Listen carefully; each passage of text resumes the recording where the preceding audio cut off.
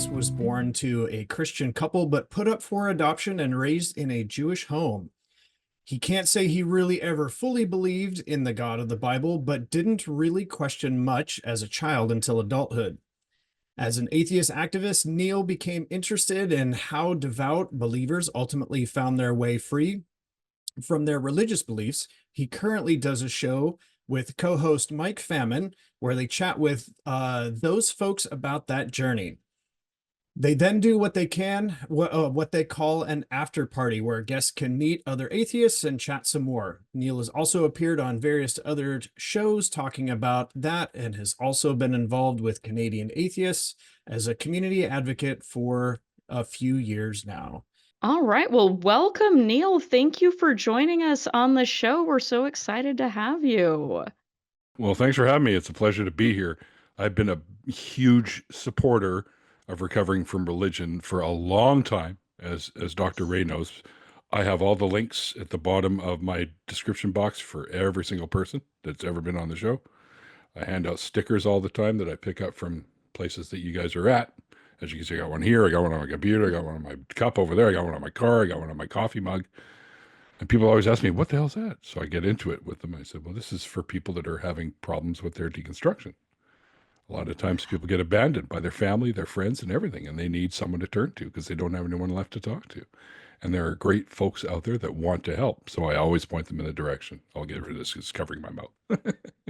Well, we certainly appreciate you letting people know and spreading the word. And thank you so much for doing that. It's because of people like you that people find us. We have, we're able to reach people who, are in our orbit, but it takes other people spreading the word. So thank you so much for Oh, my doing that. pleasure. I know it You helps guys people. do, you guys do great work.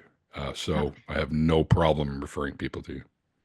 Well, you do great work as well, and I know you often interview people about their deconversion stories and Mm-hmm. their experience, but I can't wait to kind of turn the tables on you and hear a little bit about your story. You told us a little bit in your bio, but Yeah, um, tell there's us lots more. tell us about you. Give us the details, the tea, as it were.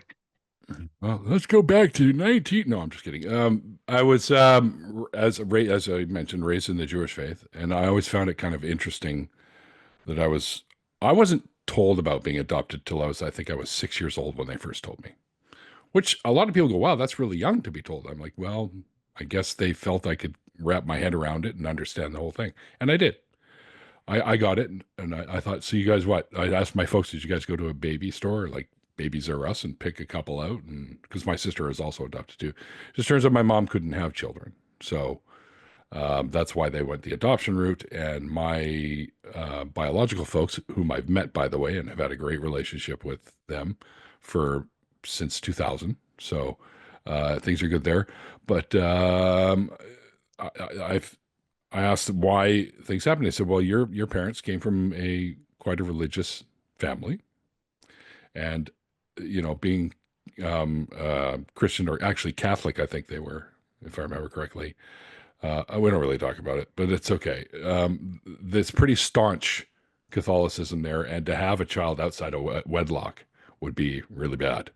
So they weren't really, they didn't know if they were going to get together. They ultimately did and had two more kids who were my biological sisters. So they put me up for adoption. The funny thing I think about this whole story is I was conceived, I found out, in the back of a 57 Chevy Bel Air hardtop two-door. The vehicle my dad that I grew up with was saving for me until his mother told him to sell it when they moved from Florida to Montreal was a 57 Chevy Bel Air hardtop two-door.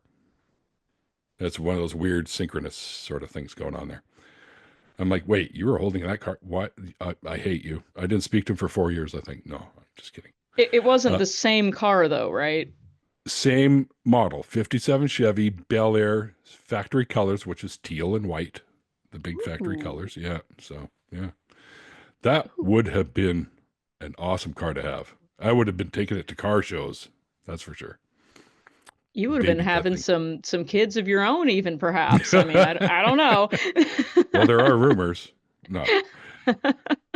Um, Yeah, so I grew up in the Jewish faith. When you were little, we go to Hebrew school and we learn all about the Old Testament and stuff like that. And I got to tell you, I spent a lot of time in the hallway because I was asking too many questions. And my Hebrew school teachers were like, we're just here to learn. I don't want to talk about this right now. So I'd end up in the hallway because I was disrupting the classes all the time with my And stupid relate. questions. Right? This is a common thing we hear a lot on this show, actually. I think this is the place where the people who asked way too many questions as children have all come together and found our tribe. So you are not alone in that. I like Glenn, go to your hallway of shame. It's Fine. like I I was mean, put in I a asked the penalty question box we were for all 2 minutes. thinking. Yeah, I spent a lot of time in that hallway. I knew it well. Um, and you hear the stories, and to me, even as a kid of the ripe old age of 8, 9 years old, I used to think these stories just to me they sound like all the Greek mythology stories I know, and all the Roman ones, and all the Asian mythology, and it's all just sound like mythology to me. But I wanted to believe. I would even attempt to pray because I had a friend that was really sick when I was a kid, and he ended up with a degenerative bone disease. So I would pray and pray and pray that he would get better, and nope, he never got better. Surprise! Um, and I wanted to believe, but over time, I was just like, I don't buy this. And I thought, well, maybe there's something else I can get into. So, kicking the stereotypical Judaism, Christianity type beliefs aside, I thought I would get into the occult because I started dating this gal who called herself a Wiccan. And at the time, I was like, well, what's that all about? So I got into that and I thought, well, maybe magic will work instead. So I tried a bunch of spells. I think the funniest story I think from that is I tried to, I was kind of broke all the time. So I thought, how can I enhance my financial situation? Well, let's flip through the old book of magic, flip through the pages and, oh, there's one. I need a silver dollar. Good thing I have one. And I need a porcelain bowl. I have one of those too. And I need some water. Well, I live in Canada. There's a giant tap, remember? So we get to unscrew that giant tap and get some water. And I fill the bowl up with the water and put the silver coin in there and capture the full moon over top of the silver coin and chant something. I don't remember what it was. You just chant some nonsensical crap. And apparently my financial situation would change. Well, here's the kicker. It did. Now here's Let the me guess. qualifier. You, I you were put you an ad were in the a paper to sell quarter my poorer. VCR and I made $75 off of a VCR. And for those of you who don't know what a VCR is, that stands for video cassette recorder. And you used to play VHS tapes on them. We'd watch movies. Anyway, so that's what I did, and of course, and it worked. So I convinced myself, as we were talking about being convinced, that the spell must have worked. Completely forgetting that I put the ad in the paper. so, Oh, but uh, but it was the spell.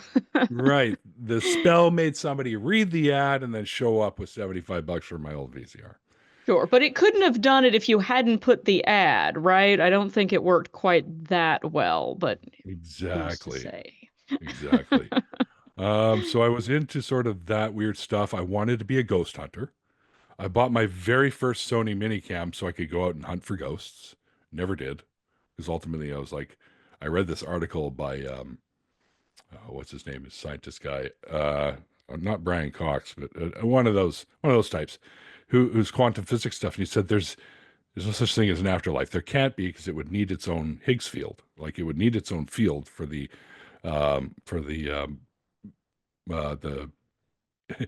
I'm a chemist and I can't even think of the words that I know. Well, I don't even know what this field is, Particles. and there you go. There would be So, spirit particles, and we don't see any. There's no field for them. So, how could an afterlife be possible? When the brain dies, consciousness goes with it because that's where it comes from, right? It's an inherent property of your consciousness. so you were convinced by this not to go ghost hunting. You didn't even No. try it and not find any. You just that was all you needed. Yes. I see some folks in the chat. Brian Green, I think you mean. No, it wasn't Brian Green. Sean Carroll, that's his name. There's a whole article on it. Oh, And I Okay, actually yeah. save that article because when I see people going, "Oh, I had a ghost in my house," I always pop that little article in there for it. I go, "Yeah, you probably didn't." Oh, And here's what why. article? What article is that? I'll try and post it if I can find it. Who is it by? Is it by From Sean Carroll? no, it's hang on a second here. It's from Expressco, UK. Okay. Uh, there is no life after death. Scientists insists afterlife is impossible. So it's basically Ooh. it's called There is no life after death, and it's the Express, I guess, newspaper from England. Okay. We'll look for that and post it in the links. But Comes with a little oh, video of him talking about what's in the article too, as well. So love it. Love it. So, okay, that's interesting to me that you kind of went into that pathway that is very common, where Mhm. people go from their kind of more mainstream religious belief to, one of the more occulty kind of, magical, Paranormal, yeah, supernatural, yeah. paranormal. But it seems like you were so easily dissuaded from it, by just learning about an article that you saw in the news. Do you think you were kind of primed already, or would that, so for example, would that have convinced you while you were still vaguely religious if you had just read an article that said, hey, it would be impossible for there to be an all-knowing, all-powerful God who loves you? Would Hmm. that have been enough? Uh, More than likely, yeah. I mean, if it was somebody that would I would consider to be a reliable, trustworthy source, then yes, and then I would look into it further.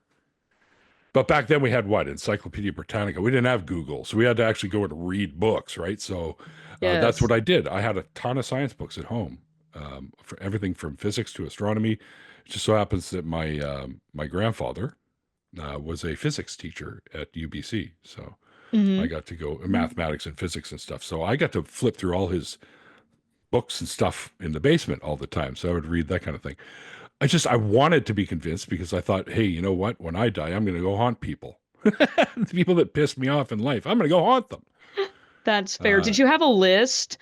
yes, actually, I actually did. And also friends of mine and I, okay, if you die, you come and haunt me and tell me that it's real, or you show up and not nobody that has passed away that I made that deal with has come by yet. So Yeah. at least not that And I'm aware of. I hope you had a better haunting plan than like what usually happens, which is, in the middle of the night, you go in their house and like make a vague rattling sound in the other room, or like, tip over a candy bowl while no one's looking. Like, I hope you had something more spectacular planned. My plan was, and I told them what I was going to do. I wanted to be one of those annoying ghosts that would just keep hitting your VCR remote or your TV remote, keep shutting it off while right in the middle of your favorite show. And you're like, "What the hell?" You turn the TV back on, and I go hit the button again. And you're like, "What the hell's going on?" And then they go, "Oh, it's Neil. He's dead, and he showed up."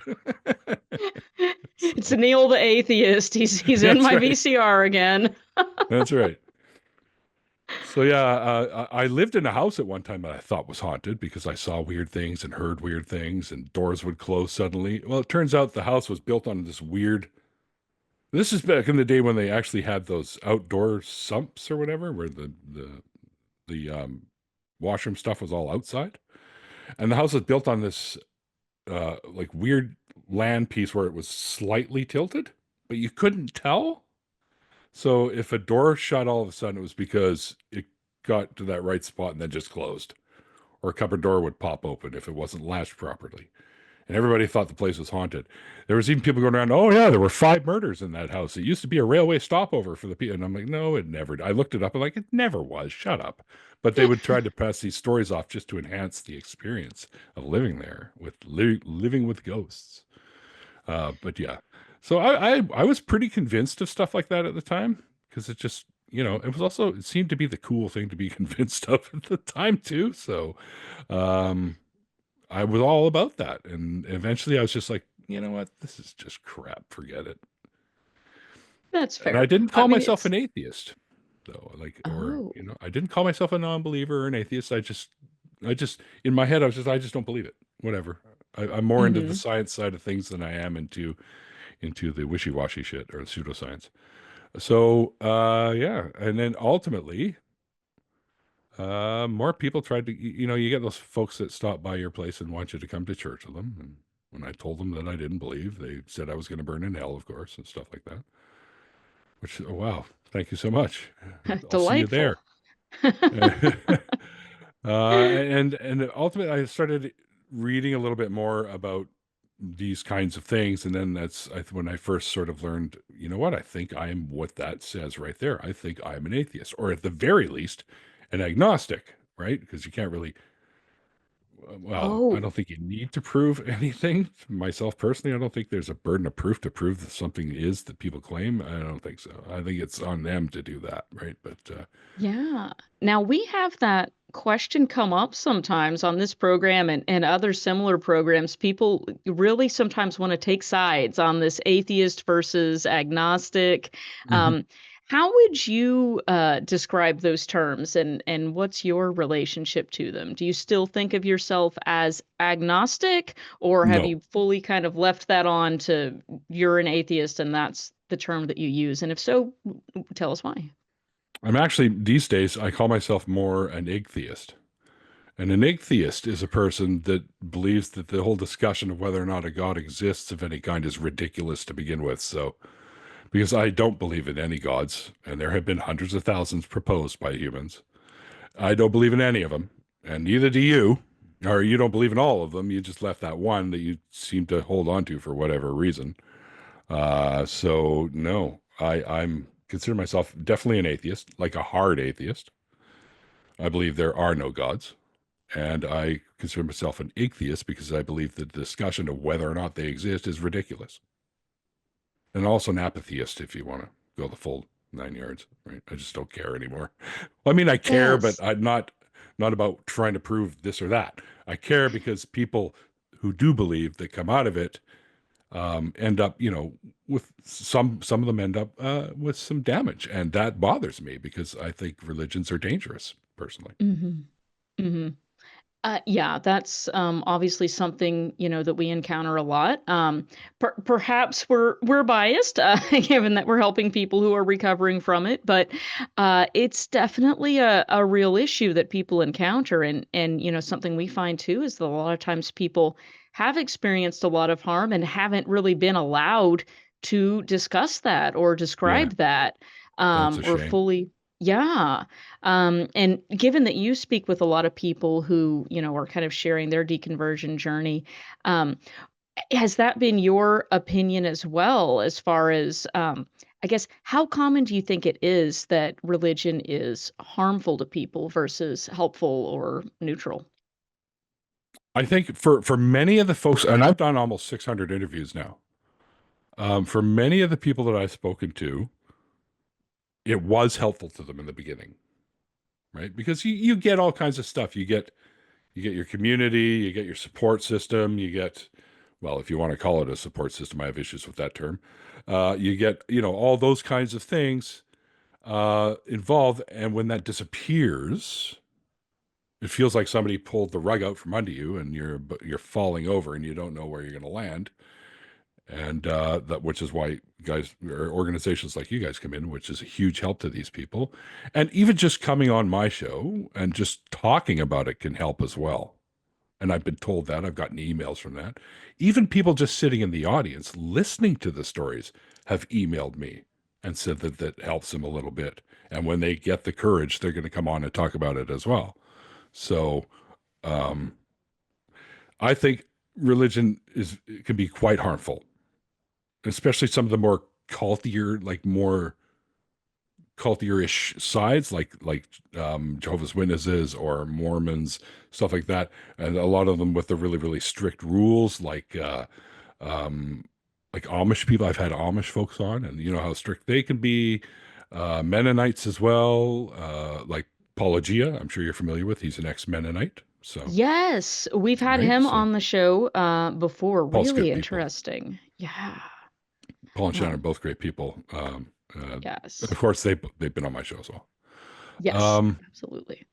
and I think that's the kind of harm it bothers me because if you're in a belief system that literally for lack of a better term, requires you to discard people that no longer believe what you believe, that's horrible right there. That's all I need. That's harm right there. And if you can't see that and you're still in this belief system, think about it. Okay? Because that's horrifying. Would you want to lose your entire support system, your entire family, all your friends? Because it does happen. Oh, it And that's does the part that bothers happen. me the most. Yeah, we get people here calling in to recovering from religion because that has Sure. happened to them. They've been disfellowshipped or whatever the term is in their belief system, and they don't have contact with their family anymore. And it's just it. I hate to hear it when people are describing this as, "Oh, it's tough love. We're gonna force them to come back into the fold by being so hard on them that they can't basically survive." And do otherwise. I'm sorry, that's not tough love. That's being Right. cruel to people and manipulating people. And there's a You're hurting people. difference between tough love and actual cruelty.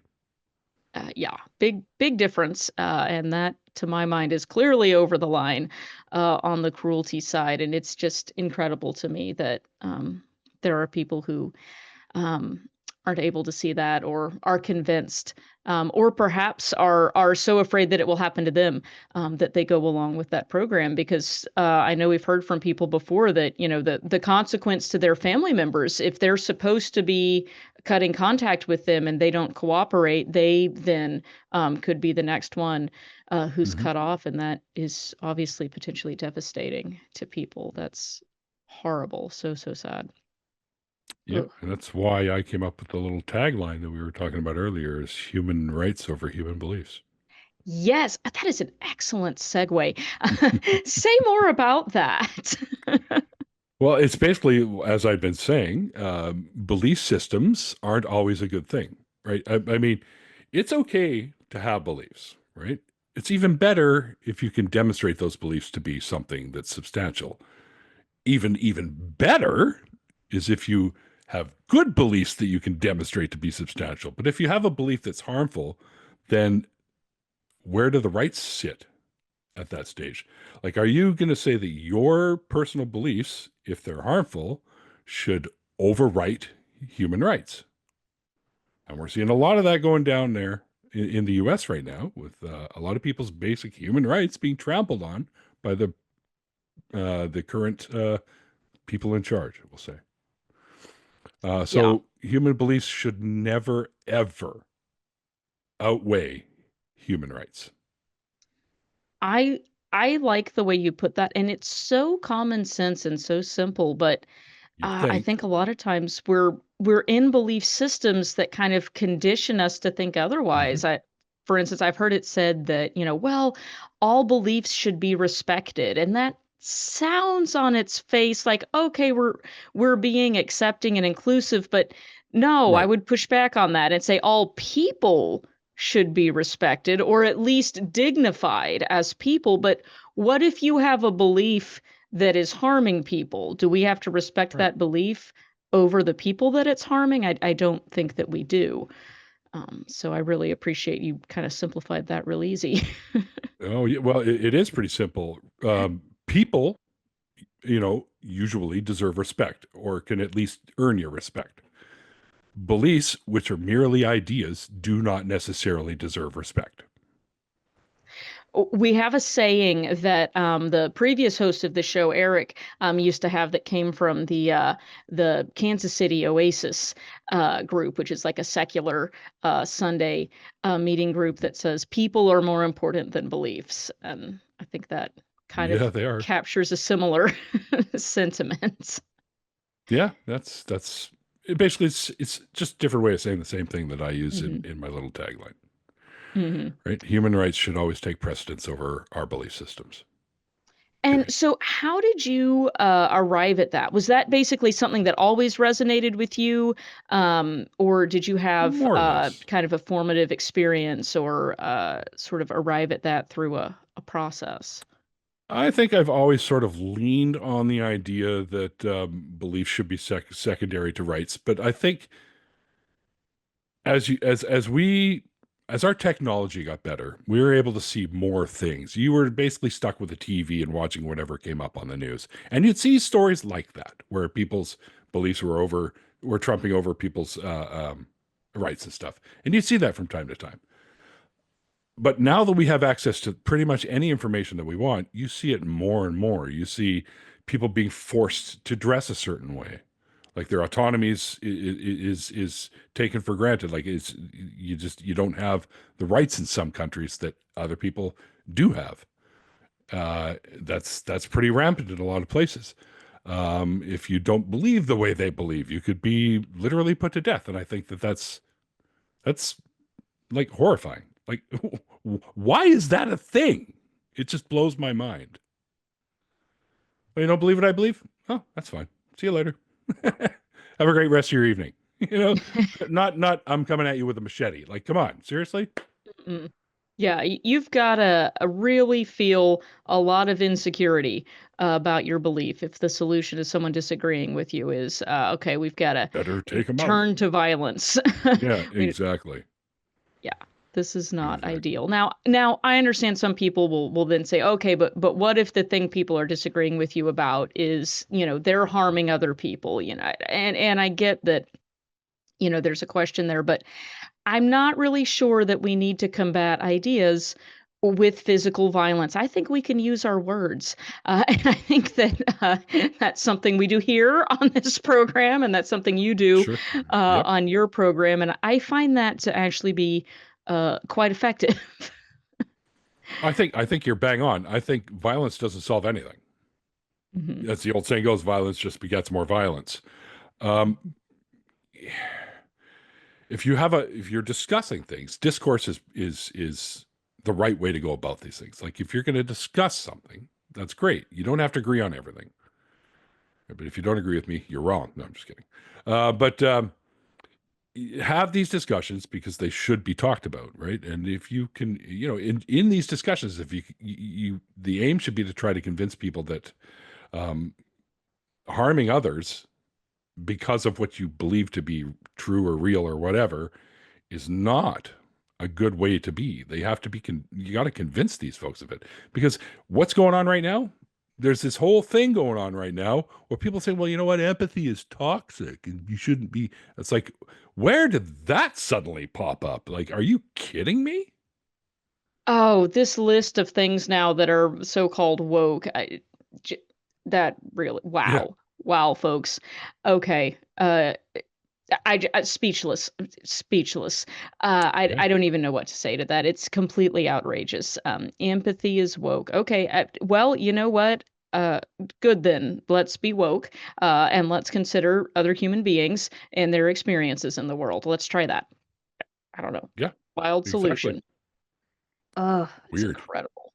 Yep. Um, oh, go ahead. Empathy shows weakness, apparently. All right. Well, Well, then I guess you I'm a weak know, ass. I guess so. I am of the opinion that, and it's not my opinion. I think if you'd ever take a class on interpersonal communication or conflict resolution, one might find actually that empathy is quite useful for that. And being vulnerable in your interactions with other human beings is the way that you can develop a connection and relate to one another. And I don't know, learn new things, have new experiences, learn about someone else's perspective. If that's weak, okay, then let's try that because I'm not here to beat anybody over the head with an idea that they don't want to have. That Exactly. feels to me kind of like the same argument. That people have made previously with this kind of authoritarian style of parenting that often comes with these deeply religious traditions. Not all of them, but many of them do have these traditions that are kind of very extreme and may involve like physically, like corporal punishment for kids and things. And, yes, you can gain compliance that way. You Hold on. can get a short term behavior change. You can get your kids to go along with your program, but are you changing their minds or are you just scaring and traumatizing them and they're eventually not going to be under your control anymore? What then? And I Right. find this to be the same kind of behavior, but in adults. Like corporal punishment for kids? Is that really a thing? Like, is that Um, like the old throw them in the basement, light it on fire to show them what hell's like? Is that what we're talking I about? mean, hopefully not. I was thinking, slightly less extreme than that. But I mean, I was talking to somebody the other day about going to a Catholic school where they would get in trouble and the teachers would rap them on the hand with Yep, I the got that too. rulers and that kind of thing. Oh, you got out of turn. You asked a question. At some schools, they don't send you into the hallway for that. They just hit you, which is really, in my Oh, I opinion, got the not a good way to hallway. answer a question.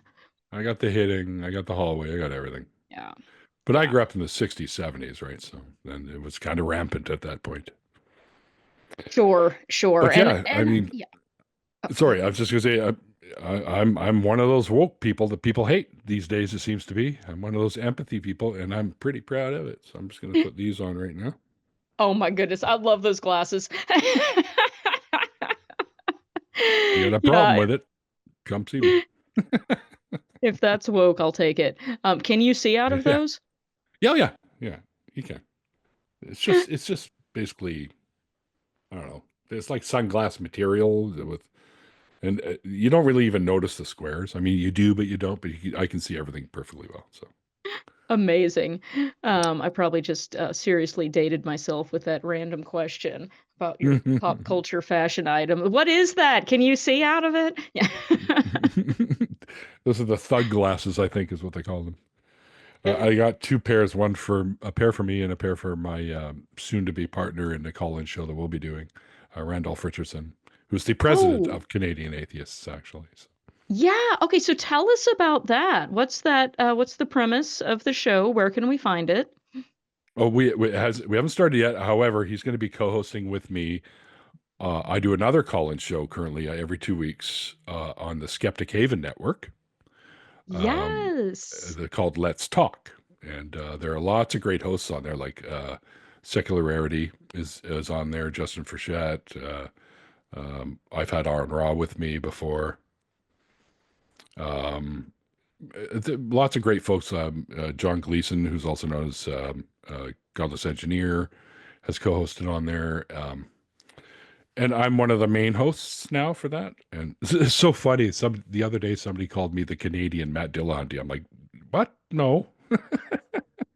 I'm like, wait, what? Wow. I I think I it's because I think just went that's off on somebody at one time. I just like ripped right into them, sort of thing, right? amazing. He's, But did you hang up on them? I think we did. Yeah, I think we did, or at least muted them multiple times. Okay, well, I can see how it happens. Hmm. I'm But gonna put the link in here for Skeptic Haven, and your playlist is the one called Let's Talk. Um, yes, yes, and I'm Dropping on that like in every there. second week, Yeah. and I'll be doing it with Randolph this coming Sunday, I believe. Amazing. I can't wait to catch that. I every so often go on there as well. And our mutual friend Helen, who's Hmm. another big supporter and guest on or host on those shows. Really, Yes, really good program. Definitely give them a listen. I've And been now, meaning to actually plan to do one with Helen. So yes, I love it. Let us know when it is, and we'll all go watch. it is Sunday the 23rd. All right, that's coming up the 23rd of this month. Yep. That's this Sunday, y'all. Sunday, 23rd, 5 p.m. Pacific, 7 Central, 8 Eastern, 6 Mountain, I guess you would say. So there you go. Perfect. All right. Well, we're definitely going to tune in. I love it. So, okay, how many different shows do you have going on? Mhm. Give Well, us the rundown. currently just my show, Deconversion Stories with Neil and Mikey, Okay. um, and the call-in show. And then people just ask me to come on and talk a little bit about these kinds of things on their shows, like I'm doing right here, because Okay. I find personally the reason I got into because I guess I stumbled into the atheist rabbit hole when I was looking up some science stuff, and just all of a sudden, Mm-hmm. atheist experience kind of popped up. And what's that all about? I'm an atheist. Let's check that out. And I started watching that stuff, and I was like, holy crap! look at all these channels. And I've become friends with all of them now. So, you get together with Yeah. them at the conventions and stuff. And now I said, I want to do this too. I want to use my voice Hmm.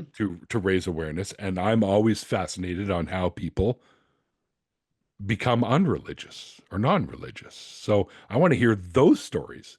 Mine's not that special. I mean, it has an element of uniqueness to it, being born to Christians or raised by Jewish people, and then getting into paranormal. That's kind of a unique thing, but it's not really that unique because Arn got into the same thing I did. He got into the paranormal stuff too. And then he Um, started raising snakes. Do you have yeah, snakes? I do not have snakes. I have jumping spiders. Oh, okay. Please don't show them to us. I won't do it. I currently Okay, or don't if have you any. do, I'll The look last one passed away. away, but I'm in Oh, the market for a few more. I'm So sorry to they're hear that. awesome. These are like, you don't think of a spider and think of personality. They have personalities. Are they evil? No, they're cute, and they hop out and they're curious and they crawl on you and you can hold them up there and they'll jump on your face and every time they I'm jump they sorry, leave a they little tag. jump on your Look at Glenda. She's like, face? face. I Yeah, cannot. I've had them jump on Only my face. Neil, it's only because I know about how Kara feels about spiders. And one time at the excursion a couple of years ago, we like walked around the cabin and they got a little bit of spider web in their hair. And I felt so bad because they were like dying to do something about this. It was, yes, I'm I sorry. had to take a shower because I was convinced there were spiders in my hair. And then they Well, I have think to share like a cabin space with me. I'm like, I love them. I love them. I love them. So. I think it's the funniest thing to watch people walk through webs because they become instant ninjas at that moment. Yeah, they're all hands everywhere. Like, "Ah!" Yep, Me, I'm just like, yep. well, it looks like an orb weaver web. I just put it aside because I've always been interested in spiders. So I had an orb weaver spider get on my face one time when I the went big through one a web. or just a little It garden was spider? Oh, well, I'm not sure if I know the difference because here's the thing.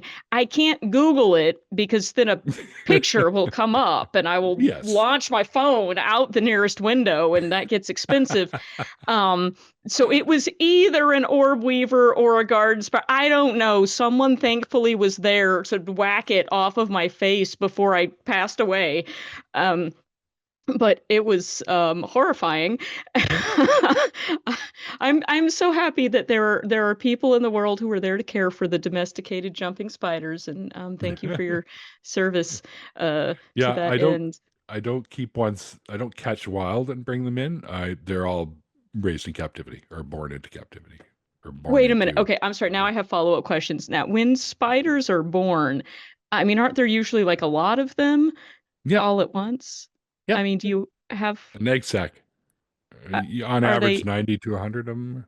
are they everywhere in your house? Like, how do you No, no, contain I don't them? breed them. I have two friends on the island, on Vancouver Island, that breed them. My legs feel very You know itchy what, right now. Kara? Unrelated. If I could, let me recommend one thing that might help a little bit. Go online and look up Lucas the spider. It's a little animated jumping spider thing, and he's adorable. It's not going to show me pictures of real spiders. If I type Nope, this into Google and a nope. picture of a spider the Lucas. size of my screen comes on, y'all might not Well, see me next week. she's going to need some other sort of trauma help there. No, Yes. I think that's that little peacock spider, isn't it, that has the kid's voice? What? Lucas is not a peacock spider. Oh, okay. There is What one of is those also where someone has a peacock spider, but then they put in dialogue that with a little kid speaking, and it's adorable. Oh, there we go. Glenda's got Lucas. It's a little plush of Lucas the spider. Okay, that's kind of cute. There, yes, seconding the exposure therapy. It's like, Yeah. I need it's to a start with like spider, but it's really cute. baby exposure therapy. Like I Very think I baby. can deal with Lucas the plush Yeah, it still spider. has a tag on it, Lucas the spider. Yes. My roommate loves Lucas a lot, so I got her a coffee mug with him on there. Okay, that's kind of cute. I'll Start start with with that. Thank you for Spider-Man. your recommendation. Okay, Supposed to how did we start get with on that? Spider-Man. Yeah, sorry, that was me. I derail conversations all the time, apparently. So Oh, no, that's we're here to have the good conversations. And we've had snakes on the show, and I realized after, I mean, they weren't the guest, but they came on with Aaron and Mhm. Matt and Arden have come on and showed their snakes. And I realized after the fact, we should have given people a trigger warning because snakes are also a common phobia. If somebody Yes, came they on are. the show with a spider on their shoulder, it would be a problem for me. So I try Snakes to and remember to do spiders trigger are the warnings. two most common phobias Yes. of Which makes sense. animals. There Yeah. are other phobias, obviously. Like I think the number one phobia for like fears of things is falling. Apparently, These are real dangers. Mhm. There's a good I'm reason not to have afraid a of healthy falling. fear. It's that sudden stop at the end that really freaks me out. Right, right. It's the landing. That's the problem. Oh man. Who put Okay, that yeah. planet there? Right. I mean, nobody needed that. Oh, But mind you, it does I'm one make of those sense. people that could throw something at the ground and miss. So That's fair. That's fair. Okay, well let us return to our topic of the evening, which is human rights over spider rights. Which people first. I don't People want to be first, spiders speciesist secondary. here. Yeah. Uh, no, but I do find that to be an interesting kind of a thing that we see with a lot of people who have gone down the deconversion pathway. There seems to be for some people this attraction to kind of keeping of the animals that are sometimes associated with fear or danger or taboo. So maybe there's an Hmm. element of that mixed into. Um, but uh, okay, well now I've got to ask a follow-up question. When did your spider keeping start? Was it after your deconversion or during the process? And then I promise we're gonna not talk about spiders anymore. I started in, I think, 1994. Um, and at that point, I was, um, almost 30. And at that point, I didn't call myself an atheist, but I knew I didn't believe. Like I was already well into the non-belief. Um, I ended up with, I had a friend that wrangled animals for movies because Vancouver's a big area where movies are filmed, which is where I'm from, which is why the 604 is in my name because the 604 is the area code from where I live. So basically, it's Neil the Vancouver Atheist. And he had some extra tarantulas. And I thought, sure, I like spiders. So I had a Goliath bird eater, I had a Chilean rose hair, and I had 3 pink toes. And pink toes are communal. You can put them all in the same tank. So I had a 70-gallon tank with the 3 pink toes in it, and they build beautiful little webscapes.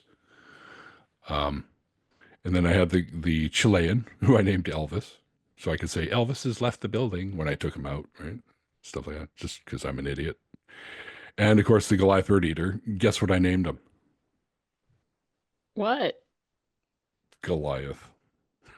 Oh, I could have guessed that. I was going to name him David, but I thought well, they won't get it.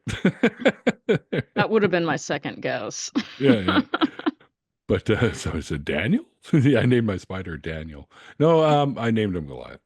Goliath I only had for about 8 months because when I received him, he was already considered old for a spider. He was already 8 years old. So Well, okay, and I've heard, and then I promise we're going to stop talking about spiders.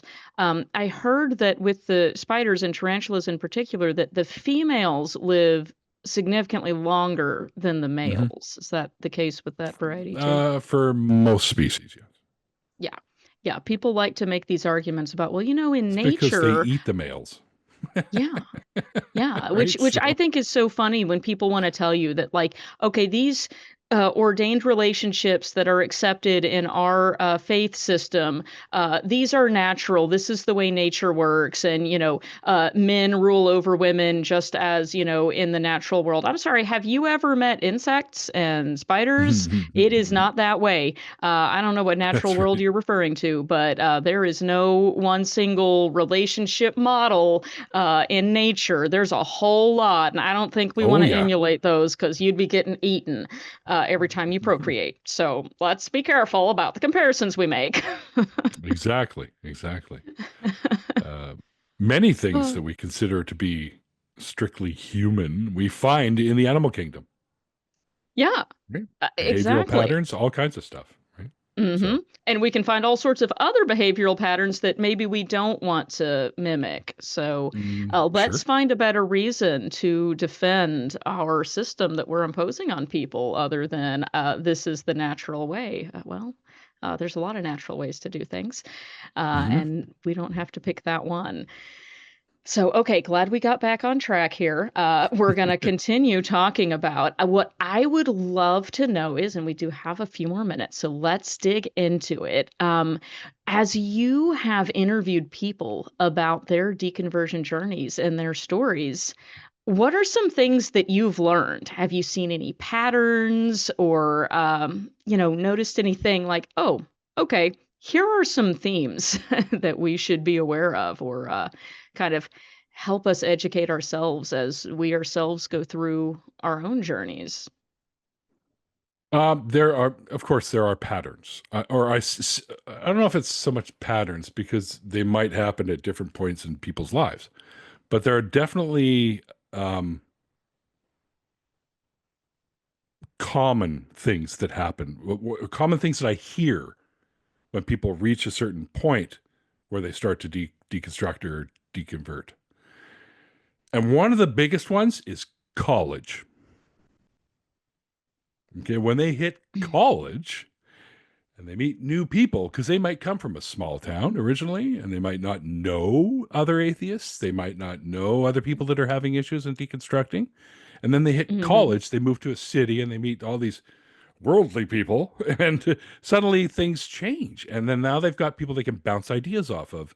And I find that's one of the biggest commonalities is people end up in a school situation or a learning situation with other people. Now they know they can learn more about what's going on.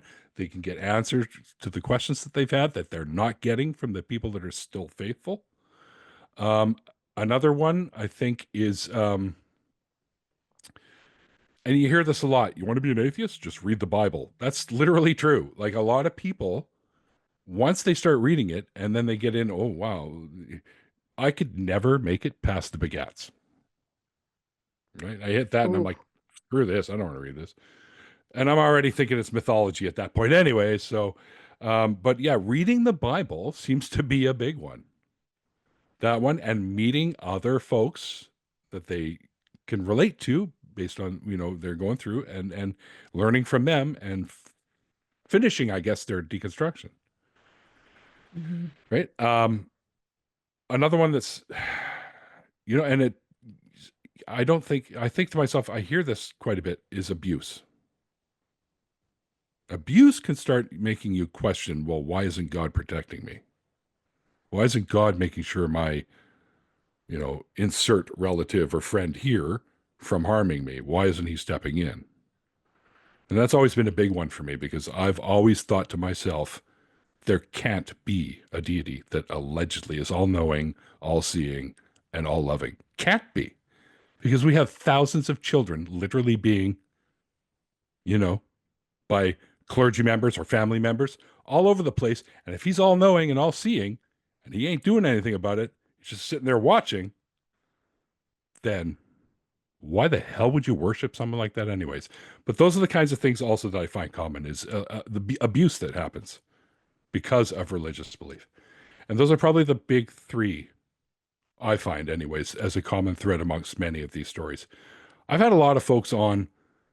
They're really, they weren't true believers. Like I wasn't really a believer, and they just sort of pretended for a while, then just dumped it because it just didn't make sense to carry it with you. Because to me, it's baggage. So yeah, that's probably the hitting college and meeting new people that have been through it, reading the Bible and questioning because of the abuse. And then they start to deconstruct from that point. Those are Yeah. big. Yeah, that tracks with real similar to what we've seen on Mm, here. I'm not on the helpline as much as some of our other co-hosts, like Rob, is often on there speaking with people, but I know those are common themes. I can definitely relate. Going to college was an eye-opening experience for me, which is mhm, the reason that it's sometimes discouraged in mhm. some religious groups because they know you're going to go and read books that they did not personally check first to make sure they don't Or approve contain of any biology or anything like that that. bloody evolution. Oh yeah, we Yeah, were yeah. warned against it. I guess the warning didn't take though. I got to school and was pretty convinced by it and realized, wait a minute, I'm taking all these classes in a bunch of different subjects because they make you take, kind of your basic general education courses first, and all of a sudden I'm here on the one hand in an astronomy class, and we're learning about how light travels and the age of, different stars and galaxies and things. Okay, that's not adding up. And then I'm over Mhm. here in an archaeology class learning about Neanderthals, and turns out the Earth is not 6,000 years old. Oh, wait a minute. Wait, That what? doesn't line up either. Ways. Or And did the you stop last, the recording on purpose, Rob? I didn't do that, I don't Okay. think. All right. And the last display in the Ark Encounter, after your mind is filled with all this creationist nonsense, right, is people sitting in college that, and the sign says basically you have to avoid going to college because this will just, ruin your understanding of reality. So that's what Ken Ham agrees with you. Yes, college is a bad thing if you want to understand reality.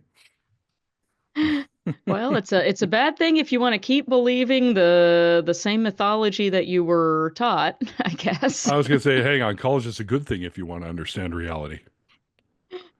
Yeah. College is a bad thing if you don't No, I'm saying want to so to understand Ken reality. Ham, it's a bad thing because he doesn't want people Oh, to understand. Yeah. Yeah, pardon me. yeah, My yeah, bad. I'll fully yeah. retract my last statement. Yeah, it's quite telling. I mean, this is my opinion, but if your belief system can't stand up to the scrutiny that happens in a, 101 level intro to biology course for 18-year-olds, maybe you need to rethink some things. It sounds like it may have some holes in it. Your argument may not be matching up with reality as the rest of us are experiencing it in an empirical sense. Mhm. And perhaps that's on you, not on everyone else, to avoid obtaining the information. But, what do I know? I'm Empirical is just some good. YouTuber. I have to rely on empirical evidence every day when I do my job. So Right. Yeah, I feel like most of us do. If we're doing things that, have empirical results, that's kind of important. well, I'm a lab technician, so yeah, you kind of do. Yeah, one would think. I hope that you're relying on empirical evidence and not some preordained ideological assumption Now about I just what's look at going the to be the antifreeze and outcome. guess what the pH is. Yeah, So it'll be fine. We have it's faith. green. It's probably 7, which it isn't, but that's okay. Oh no. Yeah, that's a big one. And I think you hit the nail on the head too with some of those other things you mentioned about meeting other people and having community. I don't know about you, but when I was growing up in a pretty strict religion, we weren't allowed to hang around with other kids that didn't believe, and we didn't have just we wouldn't just go to, oh, okay, there's a block party in the neighborhood, let's go hang out with all these people. No, no, no, we don't know them. We don't know if they're Christians or if they are our same variety of Christianity. We can't just Right. go hang around these other people. We'll get, whatever, infected or something. Turns out it's the ideas Infected. that we're trying to avoid. I got jabbed with that Christian thing. I don't know what happened. Suddenly I believe in Jesus. We don't want to catch that. You got But Christianitis. yeah, right. But I mean, I think that's one of the things that, I mean, it gets at, what is such a hold on people, though. A lot of people stay in a belief system after they don't really necessarily believe it anymore, but they don't want to Hmm. leave the network and the support system and the family and the friends and, the place to go to if you need a social safety net, because they're not sure what else is out there. And for many people, they're taught that, okay, those other people out there in the world are scary and bad people that are not going to take care of you the way we do. And that Hmm. can be really scary if you don't have any experience outside of that group where you've been taught that. So, It's true. I've had multiple ex-clergy on the show that stayed even preaching because they didn't have anything else to fall back on. Ultimately, they ended up with something to fall back on and got out of it.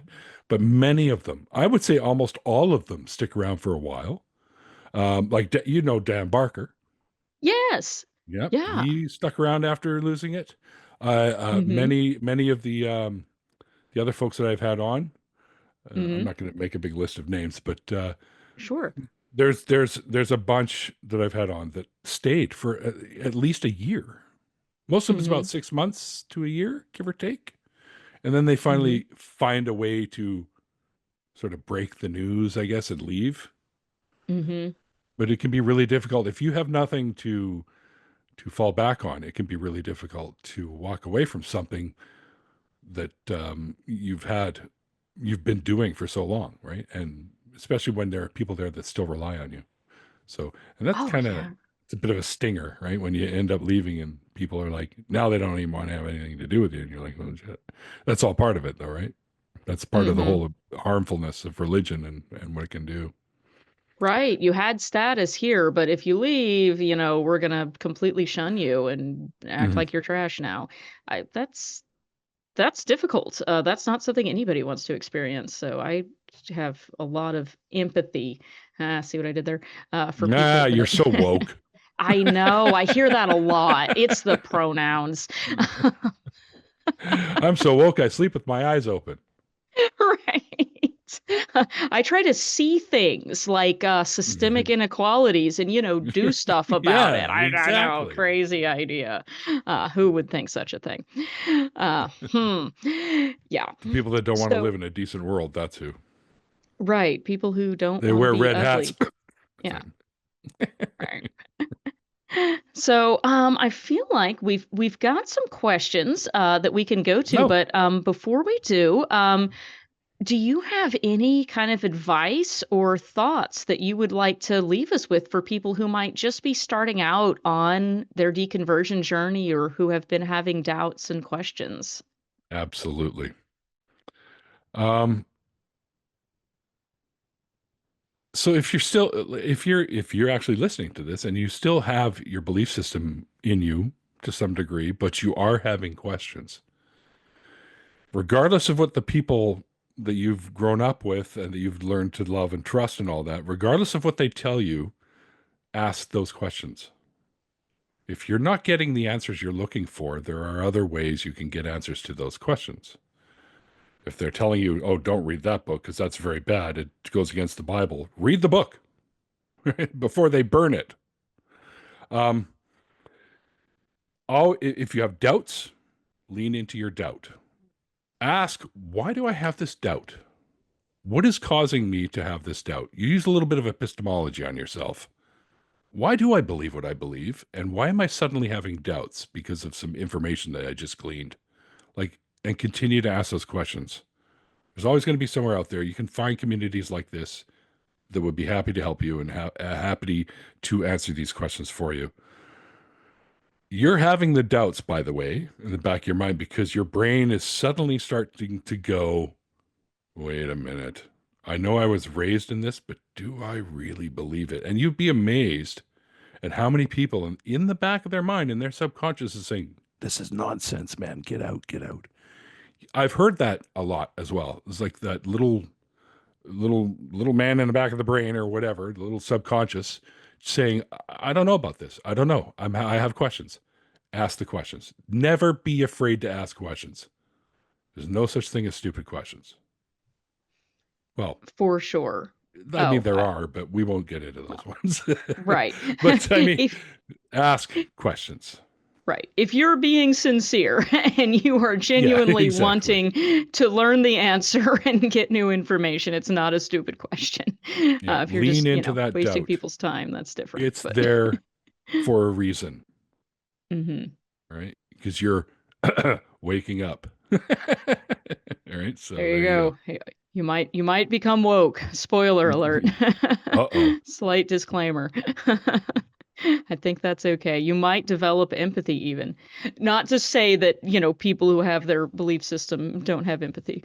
Anyone can have empathy. It's Many a do. good thing. I say most do, to be honest. I say most do. Yes, certainly. And The I ones think that, a oh, lot so, of sorry, people just real quick. genuinely do want to be empathetic and Yeah, do the right thing. yeah. They're not believing to be harmful to people. Yeah. Sorry, go So ahead. if you think about it, they want to be like Jesus was teaching, if they're still a believer. Yeah. Because Jesus, believe it or not, there was woke.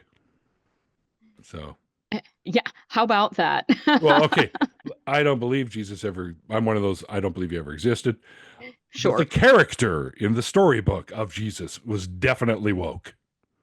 Tell that to hmm one of them red hat conservative people, they just freak on you. Oh, Jesus sure. I was know. not woke. Jesus Well, had an AR-15. Sorry, what? Jesus was also not big on the capitalism and the No, buying and selling of things and making a profit off of people either, or that's right. condemning people for things. Interesting. I remember those stories. I don't know. I guess we forgot those. I don't know. Let's see in the chat. Jesus was kind of mean at the times. Yeah, Yeah. he kind of was. Yeah, it was very interesting. You mentioned about people reading the Bible and becoming an atheist. I have to say it Hmm. was an eye-opening experience for me as a teenager reading the Bible and being like, wow, this God character is kind of um murderous and scary. Yeah, kind of. Not a Except he's fan. a coward. Oh, I'm okay. Sure, he caused a flood and that killed millions. I always I laugh about that because I go, that's what 4,000-ish years ago. You know, other people had boats. Right. I'm sure they would have used them. It's like, plus, what about all the records from around the globe that we have during the flood? Like your brains are Right. flooded with misinformation, is what I think. Yeah, I think there are a few holes in that story, not to mention the Just a timeline. couple. You know, You never see Uh, pandas in that animal lineup, or sloths, yeah, or I want to know how the armadillos. sloths got there in time. Do they swim? I mean, how Very slowly. they must have started. I mean, if the Earth is only 6,000 years old and the flood happened in like what 2,000 years later, I mean, they must have started from day one, making Right. their way from the forest or the jungle where they live Well, over to this boat. exactly, because God's all knowing. He says, by the way, you guys that are really slow, you and the snails over there and the turtles and tortoises and stuff, in about 2,000 years, I'm going to flood this place. So you might want to start making your way to the Middle East now. Right. And then make your way all the way back after we land. You got Yeah, to then travel back, but don't leave any like evidence in the fossil record of right. your, Exactly. millennia Right. long journey or anything. That's, minor detail, but okay, Bearded we're getting off dragons. track. Watch the Ark Encounter episode to hear more about that. Hilarious. Oh man, it's great. Okay, so I almost forgot. Before we go to questions, we should share the poll results and Oh, yeah. see how people answered, and we'll get your thoughts on these. So I'll pull it up and I'll read the answers. So we asked two questions. We asked if you have deconstructed from a belief system, did it happen all at one particular moment, or was it a longer process that happened over time? And we had a few people that answered in a few different ways. We had 5% of people said they can remember that exact moment, that kind of aha, or this is it, I'm done. 18% of people said it happened fairly suddenly. The majority, 55%, said it was a more gradual process. And 16% of people said they're still deconstructing. And 5%, not sure, don't remember. But by far the largest group of people said it was a gradual process. How does that fit with your experience, Neil? You mean my personal? What would have I answered there? Well, yes, that. And are you surprised by these answers? Not surprised at all, to be honest. Most of the folks that I've had on the show were gradual process. It was a gradual process. Mhm. You know, anything from like a year or longer. It took a little while to come out of it fully. I have had many people on the show that could remember the moment when they went, you know what? I'm an atheist. Happening fairly suddenly. I'd say these are about right percentage-wise. See, because I don't really remember the moment that I just stopped believing completely. For me, it was a lifelong thing. But there was a moment that I said, I just don't believe this crap anymore. I just don't remember exactly when that was. So I'm not entirely sure when I could say, well, that was my defining moment. I just knew that I suddenly thought about it one day and go, yeah, no, I just don't believe. It's all nonsense, right? And I think I had to Yeah. go through other belief systems to finally reach that Yeah. declaration, right? So Yeah, that makes sense. I know it took me a while of not believing before I said that out loud, because I had that lingering fear of hell situation going on for a while where I was like, if I say it out loud, it's real and I might get struck by lightning or something. Like I don't actually believe that that's going to happen, but I had that kind of reaction still, kind of involuntarily for a while. you know, it's funny you say that. That whole struck by lightning led me to think about something else that I hear a lot about when I talk to folks about leaving the faith, or well, we'll say the Abrahamic religions, because that's whom I mostly talk to. I've talked to Jains, and I've talked to ex-Buddhists, and I've even talked to ex pseudoscience gurus, like people that were into the New Age stuff. I've also talked to two now ex-white supremacists. Oh, wow. So That's interesting. I'm gonna have yeah, to check those episodes out. That sounds fascinating. I think one is gone for some reason. I guess YouTube had an issue with it, and the other one's still there Okay. though. Is the fear of hell is one of the last things that seems to fade away, because they've always got that, like, well, what if I'm wrong and I'm going to end up in a lake of fire? You know, that whole thing kind of sticks with you, especially if it's crammed down your throat your Mhm. entire life, right? So Yeah. That's our experience here too. That is one of the most common, if not the number one, thing that people call into the helpline about at Recovering from Religion, is this, "Hey, I don't really believe anymore, but I'm having these nightmares," or "I'm still really afraid, what if I'm wrong and, then I burn to death." I mean, they really scare you, with that. And it's definitely a common thing, and a lot of people are a little bit embarrassed about it or feel like, oh, this is kind of silly. I know this isn't true, but I shouldn't still be afraid of this, but I am. But no, it's really common. It happens Mhm. to a lot of people, and it can take years for people to shake that. We've had I a just few saw episodes about that. I think Holy Kool-Aid did one for us where he kind of broke it Thomas. down. Yeah, Yeah. yeah. He moved to England. Eh? Oh, last time we talked to him, he was in Europe. He must have been scoping out new places. Yeah, I just spoke to him the other day. He's well, texted with him. He lives in England now. Oh, wow. Okay. Well, Yeah, we gotta have him back on and get an update.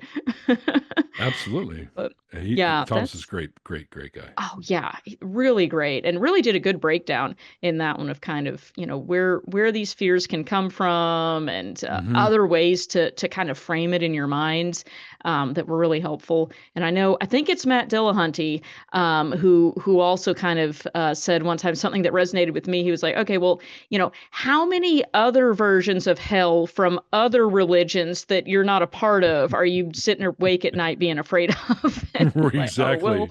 none of them. Okay then.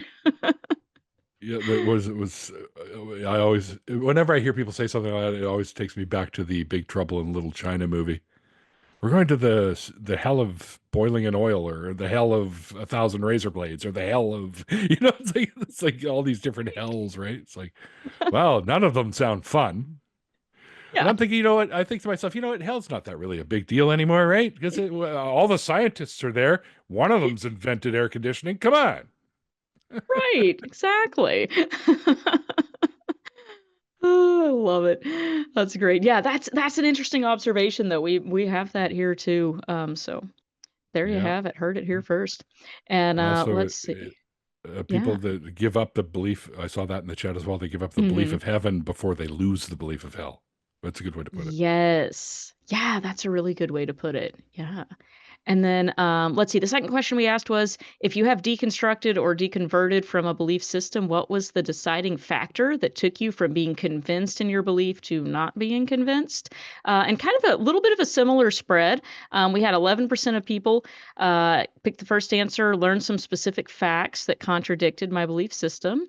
Hmm. 25% of people said they had an impactful experience that changed their mind.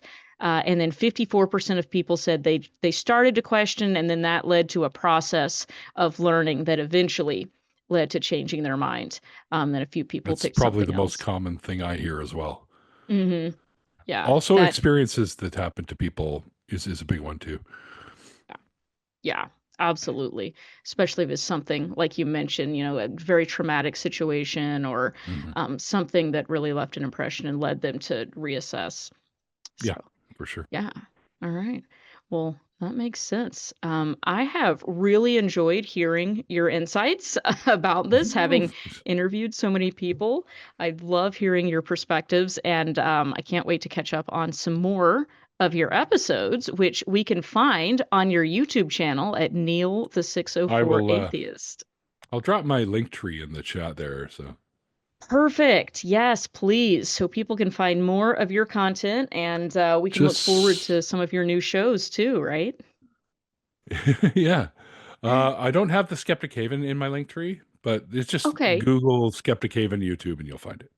All right, here. I'll drop them in Um, here as well.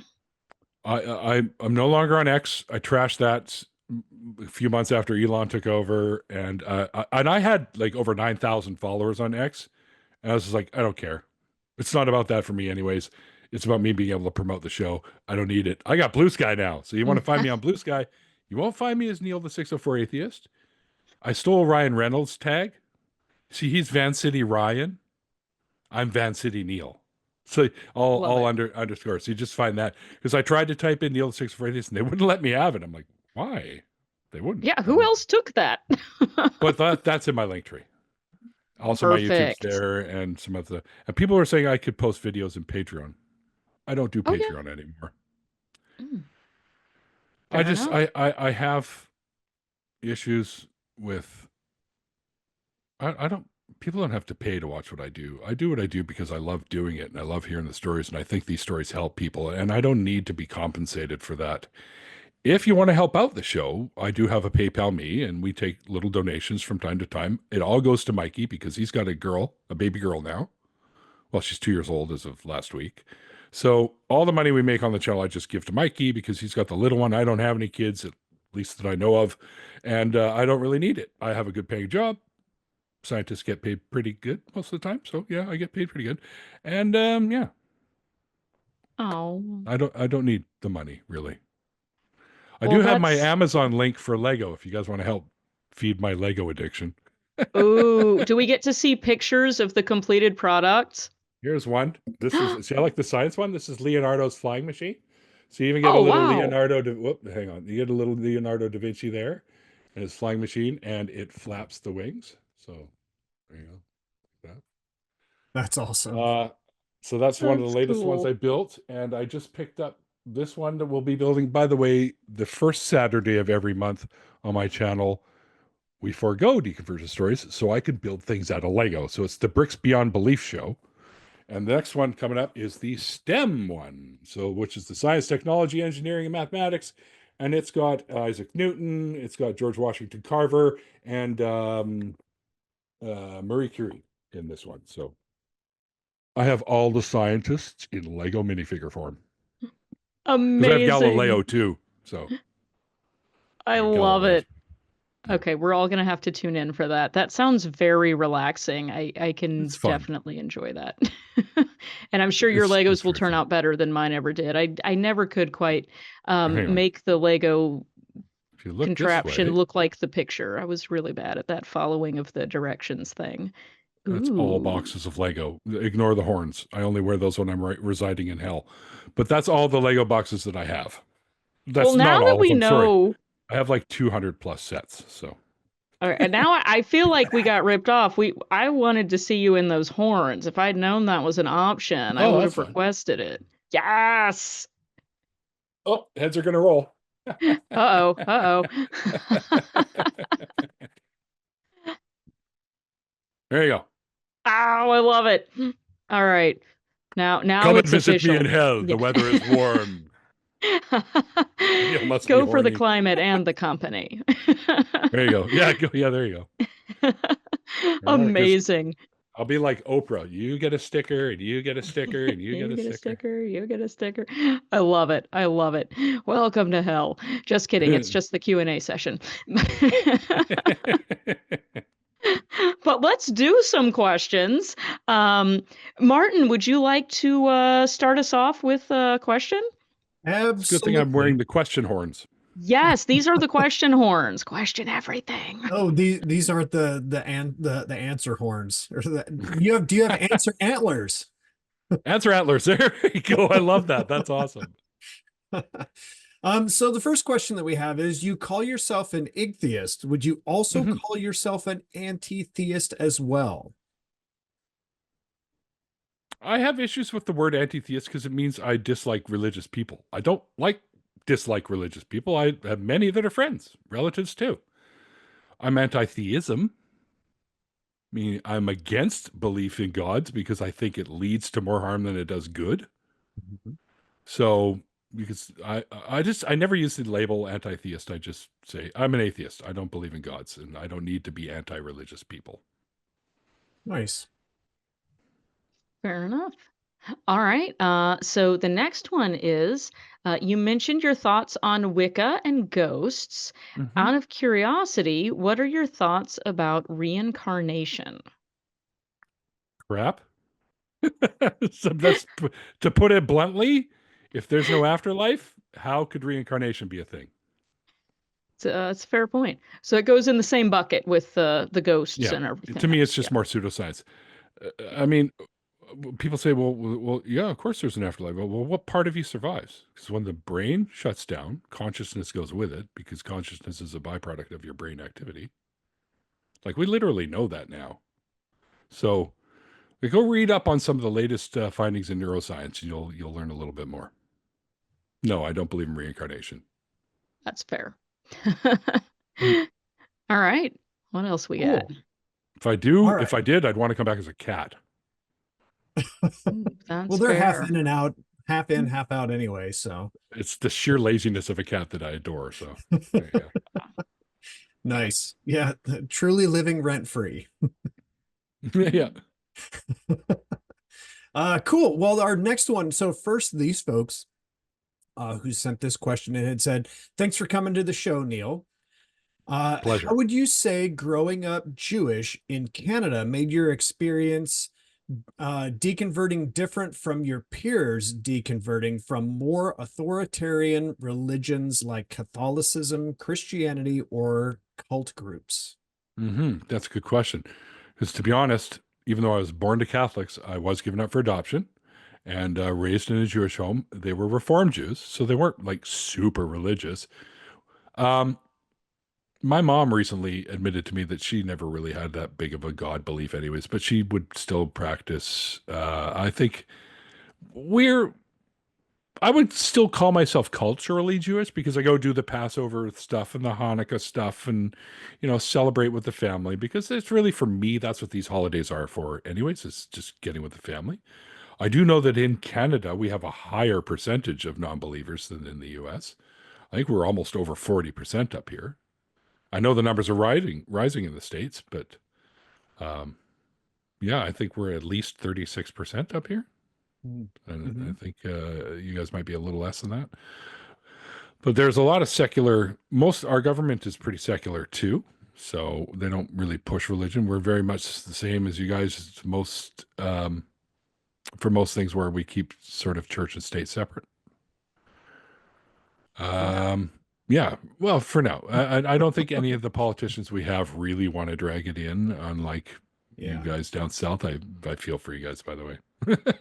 Yeah. It's a crazy time. Yeah, but I found it wasn't really that big of an issue. Nobody really talked about it in my neighborhood. Most of the people I knew weren't super overly religious. We had our few. We had JWs that lived down the street, but they didn't really talk about it either. They didn't really show that they were overly religious. Mhm. So I just grew up with it, whatever sort of attitude towards it. Yeah. Well, there's a second part to this question. How Mm. would you say your life's journey helped you deconvert and help others do the same? And how would you say Canadian fundies influence society compared to other places?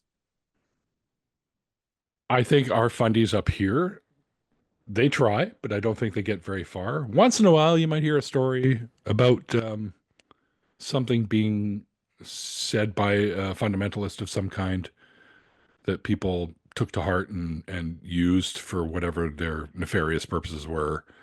It's very rare that that happens. Um, I think my experience growing up being sort of non-fantastical as some of these other stories that I've heard, like not that really a big deal, I Mhm. think made me want to know how other people, oh, uh-oh, that's it. I got to go They're back in the penalty attacking. box. Horn I down. know. I just think because mine just didn't have all that flashy of a whole deconversion thing, I wanted to know because I started hearing stories about other people leaving the faith and somebody I'm just like what? So I got interested in hearing these stories. So that's why I decided to do that. I, I hope that helps answer the question. I'm curious with a piggyback question of my own on this, and sorry for inserting it really quickly, but we've had a guest speaker on a couple of times. A lot of people know this person, Forrest Valkai, who speaks about how many churches are within, a 5 mile radius of him. And myself, I live in Portland, Oregon, which is a very liberal state it's a Hmm. very liberal city. All right, And screw yet, that. even in this area, within a 5 minute walk of here, I live, around almost double digit churches. Probably about a dozen of them are within, a mile's walk in one direction or another. Is that the same where you are? There are areas where it's like that. Mm-hmm. Currently, where I live, I think there's 3 within a mile of me. That's Okay. it. Or, well, we use kilometers up here because we're civilized. But I mean, Sorry, I should have converted. I think there's probably 3 within 10 kilometers, we'll say. Mm-hmm. There's a really, really big one with the other side of where I live, just before you hit the highway. And there's a couple of little ones. Mm-hmm. I I don't go looking for them, so I don't really notice. But I do because I've gone up and down that street so many times in my life. I do notice all the ones on the main drive where I go into Vancouver. Yeah. Once you get over the bridge, there's like one there, there's one over there, there's one up there, there's a synagogue, there's a mosque, another synagogue, there's a church, there's a Unitarian, So there's a bunch of them. I just don't think it's as bad. I don't think they're like Starbucks and 7-Elevens. They're not on every corner here, right? So You can see the next one while you're in the one you. I just think it's we have our share. We'll put it that way, but I don't think it's quite as, especially if you get to the more fundamentalisty areas. Like we have an area here in the Lower Mainland called Abbotsford and Mission, with a name like Mission, that have lots of churches. But that's what we consider our little BC Bible Belt area. That's where my friend Dr. Kip Davis lives. He lives out that way, so he has to put up with that stuff, actually. And Dan McClellan actually went to Trinity Western Hmm. University here in BC. Yep. No Dan McClellan. Love his Eh, stuff. Great guy. Great guy. He was on the show. We had a lot of fun with him. Yeah. Nice. That's Oh, exciting. yeah, that's cool. I didn't I'm realize you trying to had get him on the Forrest show. on, but he's always like, it's like he's afraid of me. I don't know what it is. I'm like, dude, It's the horns. it must be, but because I'm always like, dude, I all the information you know is like this, all the information I know is like that. So you're like leagues above me in that. So, but Forrest is a great guy. I got to meet him finally, but I'd love to get him on. Oh yeah, his presentations are so good. I mean, I know that's his Yes, job they is are. to be a science communicator, but he's really good at it. Yes, they are. Yeah, he is. I saw him at BajaCon last year. I'll be going back this year too, Oh which is in yeah. Sarnia, Ontario. Yay. Yeah, I'll be I know there we this usually August. Oh, that's great. We usually have some of our RFR ambassadors who are there as well, so please stop by and say hi. All That's right, where I got. Al. That's where I got this here. I'll show you a treat I brought back from the last BajaCon. It's the bottle of unholy water. Holy water. So is it just water? Yeah, basically. I hear if you throw it on Christian people, they melt. Fair enough. I mean, be careful with that. I don't know. Am I telling the truth? No, I'm not telling the truth. No, probably not. Yeah, Okay. I just committed one of the Ten Commandments sins right there. I lied. Yeah, it happens. Okay, let's see. I think we've got time for one more. Um, Here's one. Someone was asking, what are some unique ways that we can continue to promote rationality and human rights, especially against attempts to roll back our rights? This person Mm. says, I work in nonprofits and I'm interested in linking resources to people and collaborating with good humanist groups. Um, I would say, because I'm involved with BC Humanists as well. Randolph's father is a big part of that. Um, get to know the groups that are based in humanism and secular stuff in your area. Get involved with them. Go to the rallies. Get your voice out there. Let your voice be heard.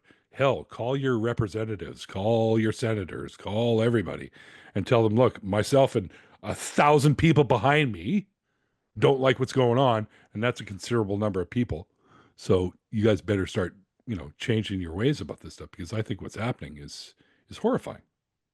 It's like fascism wins or something. It's like, didn't we go to war and kick their asses? What the hell's going on? And he wants to pick on us now here in Canada. Like, are you serious? Like, Oh, what's wrong with you, dude? You don't like why? potash anymore because you ain't getting ours anymore. Don't ask what's wrong. It's a long list and we can't Yeah, get yeah, to it all yeah, tonight. yeah. Yeah.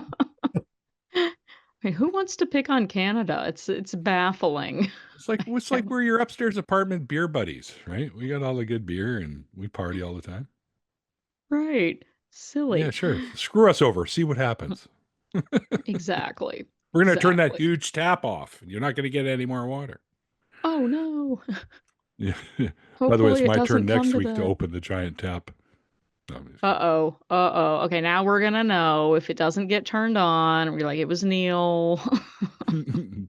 Yes, Canada can take California. Come on. They call us Hollywood North here anyway, so. That's Do they have that's fair. poutine in BC? There's a place I could take you to for poutine that you can get like 100 and something different varieties. My personal favorite is the pulled pork poutine and the bacon craver poutine. Those are probably my favorites. Yeah. Ooh, that sounds pretty good. I would like to try the pulled pork. That sounds Although the amazing. best place was in Toronto. They don't have an outlet here, but that was the best place I had it. You'd think it would be Montreal or Quebec, but oh no, it was Toronto. Fair. Well, adding it to my list of places I need to go and try the delicious food. Oh yeah. Of course, I eat poutine now. My arteries will instantly harden and I'll have a heart attack. So Don't do I'm on a that. very strict diet now. They diagnosed me as pre-diabetic, so I had to change everything. Lost Oh, just under 40 pounds in 3.5 months. wow. Um, Congratulations. That's changed a my lot. diet. No more. Well, I had to stop drinking because I'm also on anticoagulants, so I can't drink beer anymore, which sucks. But oh well. They make a really good Blast. non-alcoholic beer at a local brewery here that I quite like. It's called Four Oh, Winds. nice. Yeah, it's delicious. Oh, excellent. I And I love could that. pretend to Well, be drunk and people would never know. I'd be like, hey, You ever notice if drunk people look at you in the neck? They stare at you, they look at you in the neck.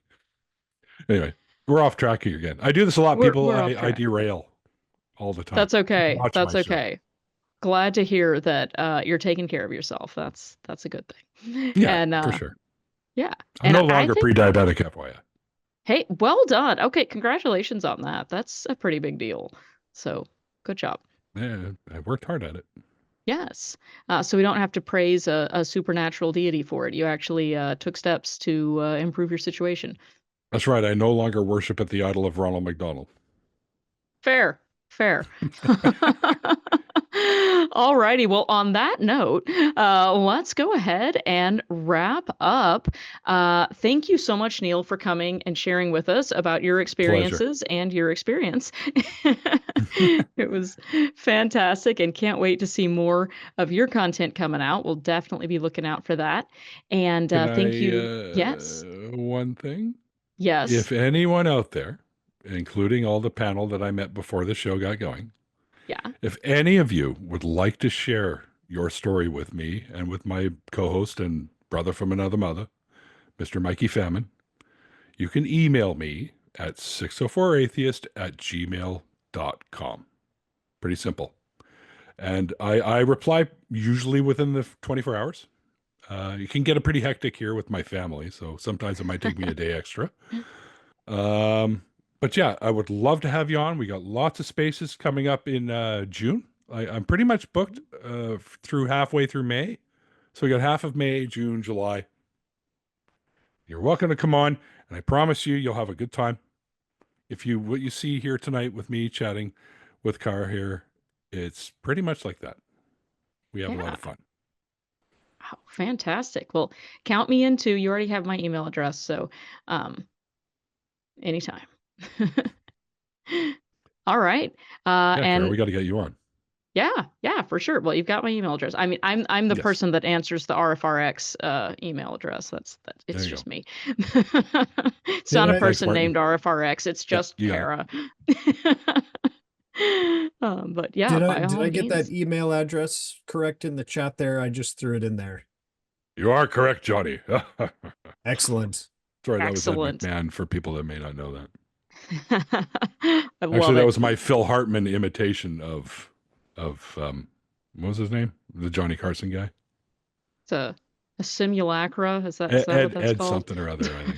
Yes, Johnny. Ed McMahon. Oh, Ed there you McMahon. go. That's Ed it. McMahon. Thanks, Yeah. Dr. Ray. I'm older than you. The Publishers Clearinghouse guy. Hey, I was told there wouldn't be any live fact checking. Oh. Hang on, Martin.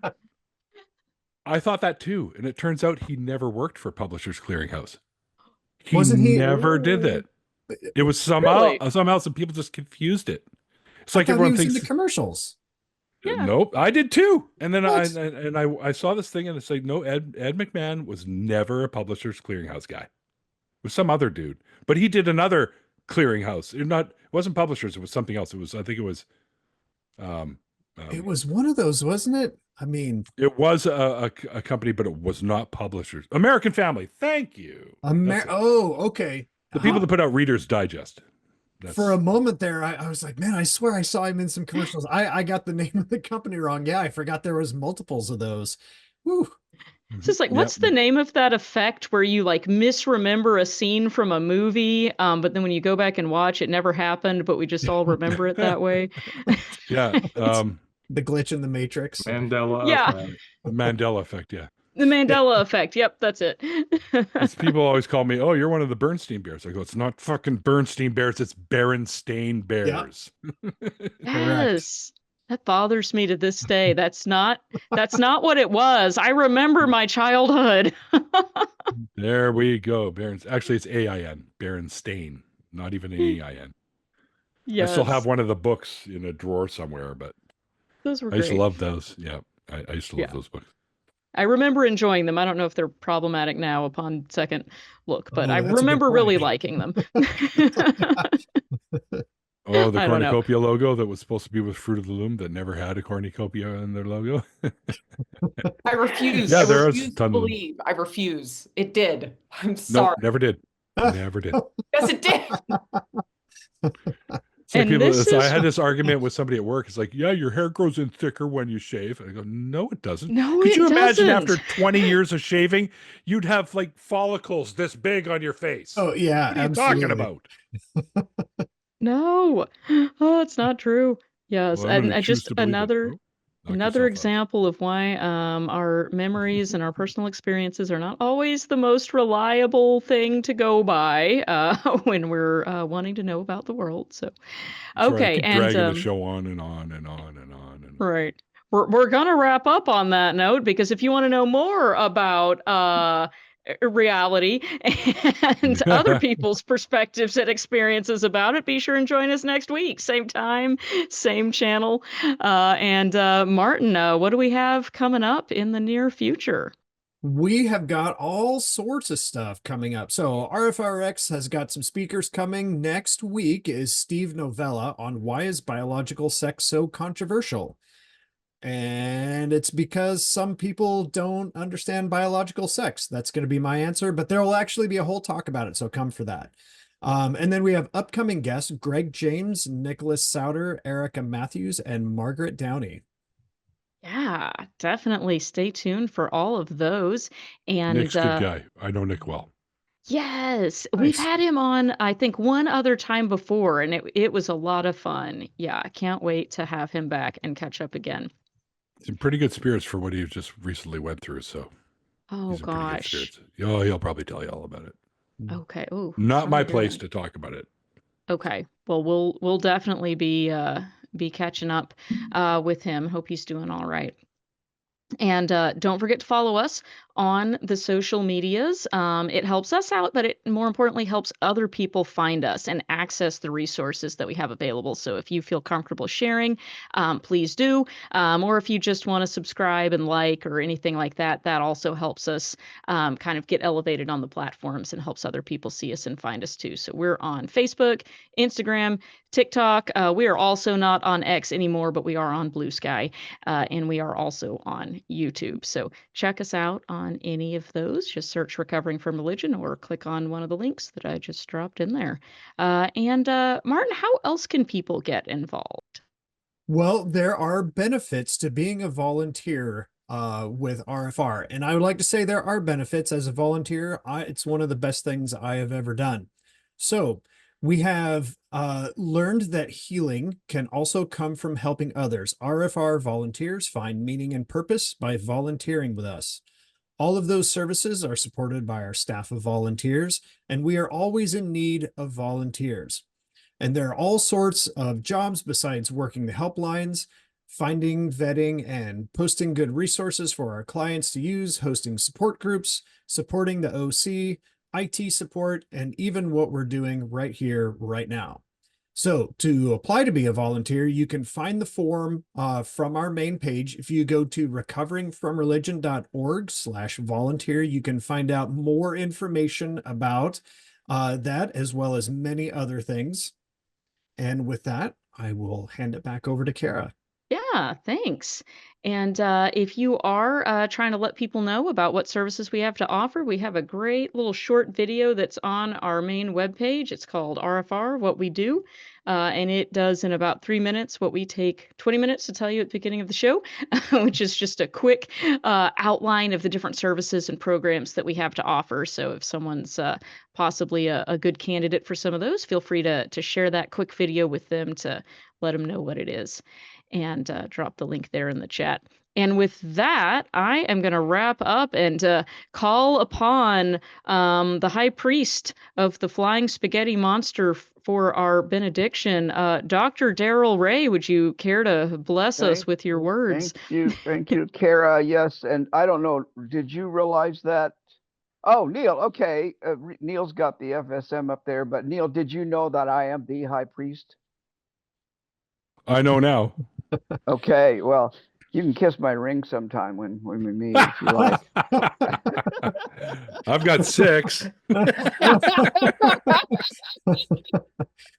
going to be here all night. Thanks, Neil. I always appreciate the work you do and the interviews. And if any of you want to get on Neil's show, Big pleasure. do it. Do it. It's a lot of fun to just talk to him. I've actually been on his show. I've talked to Neil.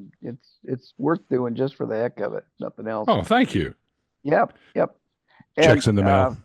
Okay. And thank you, Neil, for promoting us. We get referrals directly from you. That's it's amazing. It's working.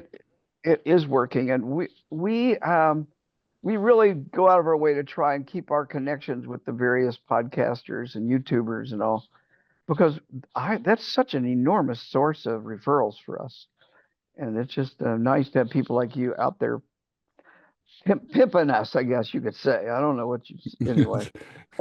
I'll put on my Hey, best pimp outfit, I promise. there you go. By the way, George Washington Carver, you showed the Lego thing. Yes.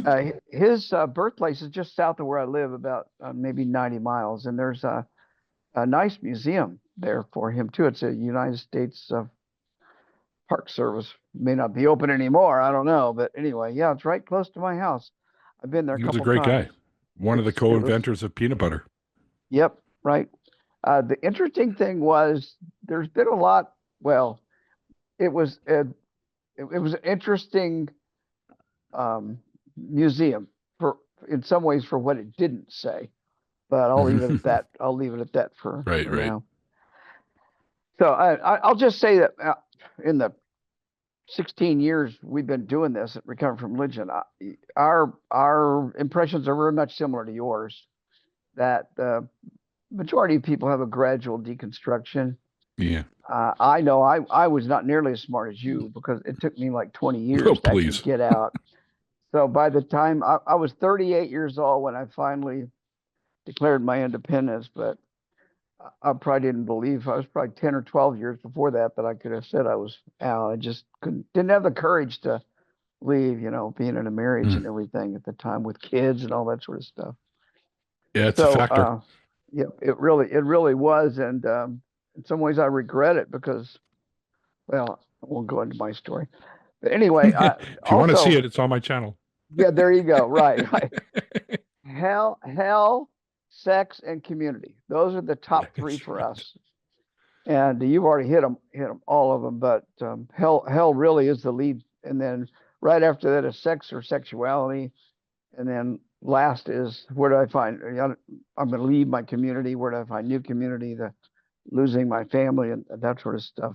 So our experiences, what I'm saying is our experiences at RfR are very similar to yours. And I think it's a pretty big sample. I mean, we talk to thousands of people every year, so I'm sure that's a pretty solid sample. On the sex thing, I was always puzzled by an omnipotent being so obsessed with genitals to begin with. So yeah, yep. Well, and you said also people lose their belief in heaven before they lose their belief in hell, and there's a very good neuropsychological reason for that. Hell is based in the fear response of the amygdala. Heaven is not. So heaven is much more.